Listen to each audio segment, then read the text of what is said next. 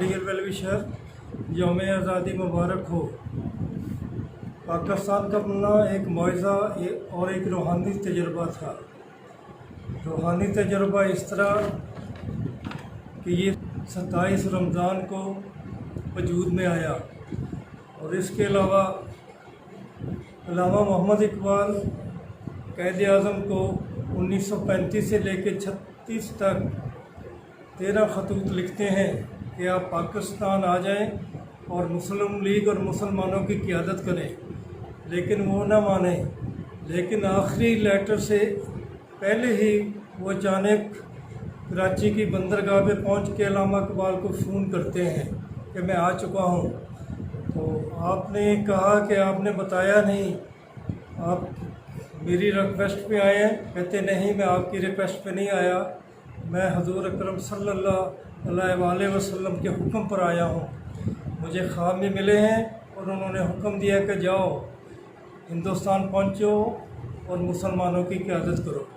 तो ये एक रूहानी तजर्बा है और मुआज़ा है कि ऐसे काम बहुत कम होते हैं और बहुत तकलीफ़ दा मुआज़ा है।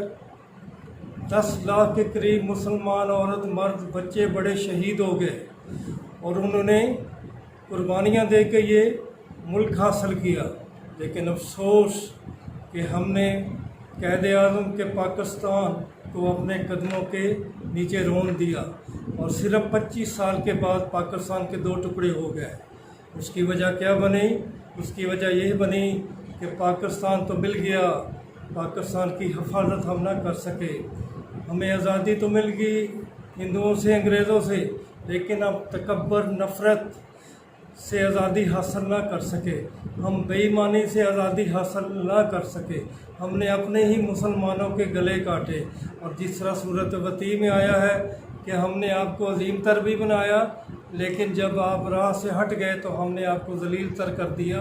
अगर फिर आप अल्लाह के रास्ते पे आते हैं तो फिर हम आपको वही अज़मत देंगे। तो ये इसी तरह हुआ।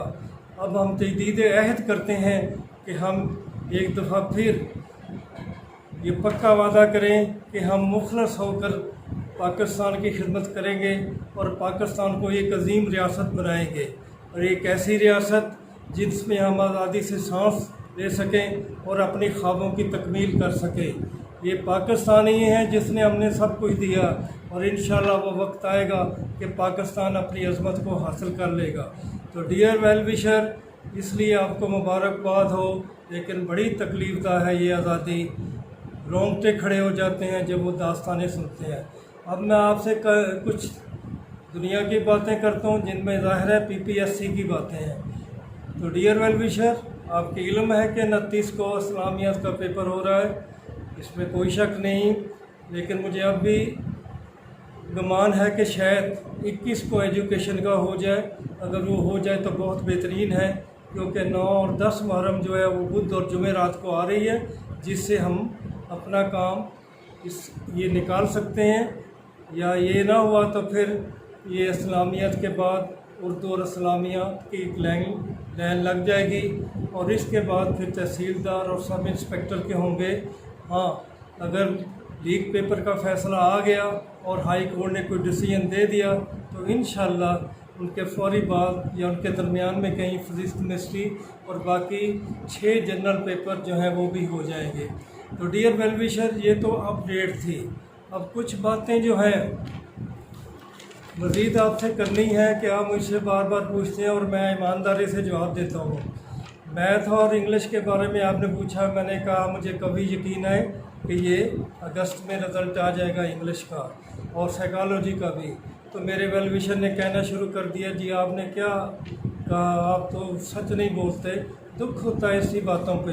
हम में से हर यूट्यूबर ईमानदारी से रिपोर्ट करता है, लेकिन कुछ ज़िम्मेदार लोग जो कि PPSC से जुड़े हुए हैं, अगर वो गलत बयानी कर जाएं या फिर लीक पेपर के बाद और कोरोना के बाद अगर सिलसिला कुछ और बन जाए तो यूँ गिला नहीं करना चाहिए। दुख होता है कि हम मुखलस मन से आपकी खिदमत कर रहे हैं। आप ख़ुद ही अपनी अदाओं पे ज़रा गौर करें। हम अगर अर्ज़ करेंगे तो शिकायत होगी।